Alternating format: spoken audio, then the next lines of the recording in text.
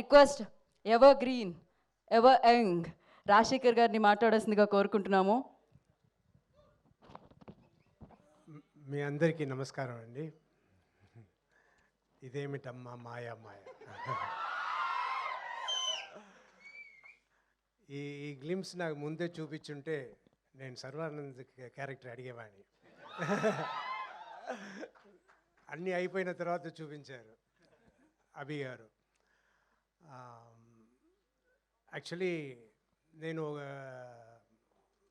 ఫారెన్లో ఒక film shooting songs shootings వేస్తున్నా. అక్కడ ఒక ఫోటోగ్రాఫర్ యాక్చువల్లీ మా ఫోటోగ్రాఫర్ రాలేదని అక్కడ ఫోటోగ్రాఫర్ అరేంజ్ చేస్తున్నా. ఆయన వచ్చి ఫొటోస్ అన్నీ తీస్తూ అడిగారు, మీరు ఎన్నేళ్ళగా ఇండస్ట్రీలో ఉన్నారు, ఏం చేస్తున్నారు, ఇంకా ఎన్ని సినిమాలు చేస్తున్నారంటే నేను ఒక 1 or 2 years అగేట్లో ఉండే సినిమాలతో చెప్తూ ఇదంతా చేయబోతున్నా. యు ఆర్ వెరీ లక్కీ అండి. ఎందుకు అన్న, you have work, me work ఉంది, యు ఆర్ వెరీ లక్కీ అన్నారు. నేను అది పెద్దగా దాని గురించి అప్పుడు పెద్దగా అనుకోలేదు. కానీ నిజంగా వర్క్ లేకుండా ఇంట్లో ఉంటే అది జైలు. సో నాకు కరోనా వచ్చిన తర్వాత ఇంకా మామూలు యాక్టివిటీకే నడవలేను అన్న పరిస్థితిలో ఉన్నప్పుడు ఎలాగైనా బయటపడాలి అని కష్టపడి ఒక 2-3 monthsలో మళ్ళీ నడిచి కొంచెం కొంచెం ఇంప్రూవ్ అవ్వడం మొదలైంది. అదంతా అయ్యి మరి 6 monthsలో అన్నీ కంప్లీట్గా నేను తయారైపోయాను. తయారైపోతే సరిపోదు, వర్క్ కావాలి. నేను హీరోగా చేస్తున్న సినిమాలు చేస్తున్నప్పుడు నేను ఒక్కొక్క సినిమాకి ఇందులో ఏం చేయబోతున్నాము, ఏది చేయబోతున్నాము, ఎలా ఉండాలి, ఎలా రావాలి, ఎలా ఫినిషింగ్ ఉండాలి, ఎలా గెలవాలి అన్నట్టు మాట్లాడుకుంటాం. అదంతా మాట్లాడి ఇన్ని సినిమాలు నియర్లీ 100 ఫిలిమ్స్ వచ్చిన తర్వాత టయర్డ్ అయిపోయా. మళ్ళీ అలా చేయడానికి లేకుండా సరే మనం ఏం చేద్దాం, ఈ హీరోగా చేయడం మాత్రం కాదు, ఇంకా మిగిలిన రోల్స్, మిగిలిన క్యారెక్టర్స్ కూడా మంచిది వస్తే చేద్దాం అని అది అందరికీ తెలియవచ్చి ఎంతోమంది సినిమాలు చేయడానికి వచ్చారు. కానీ ఆ సినిమాలంతా నేను విన్నప్పుడు అయ్యో ఇది చేయకుండా ఉంటేనే బెటరు అన్నట్టు చాలా సినిమాలు నేను చేయలేదు. ఐ వాజ్ చాలా డిసప్పాయింటెడ్గా, ఏంట్రా మంచి సబ్జెక్ట్ రావట్లేదు, మంచి ఇది రావట్లేదు అని డిసప్పాయింటెడ్గా ఉన్న టైంలో అభి వచ్చారు. అభి వచ్చి నాకు ఈ ఫిల్మ్ స్టోరీ చెప్పారు.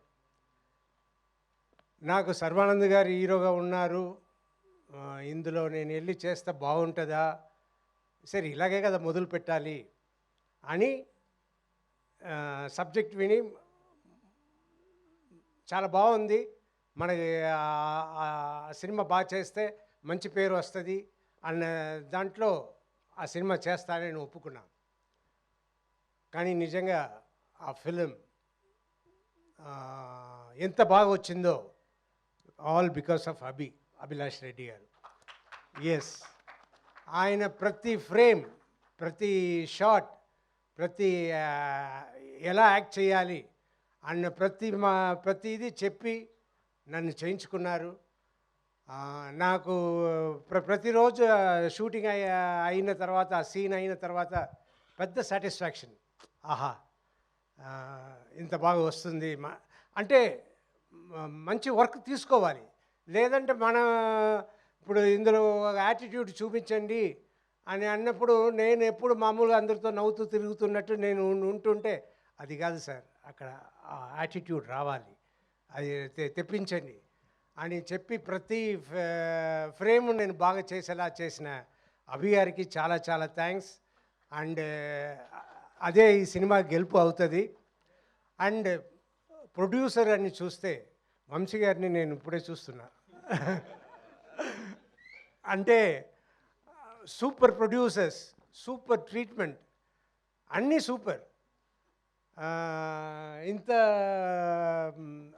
కామ్గా ఇంత ఇదిగా ఉన్నారు.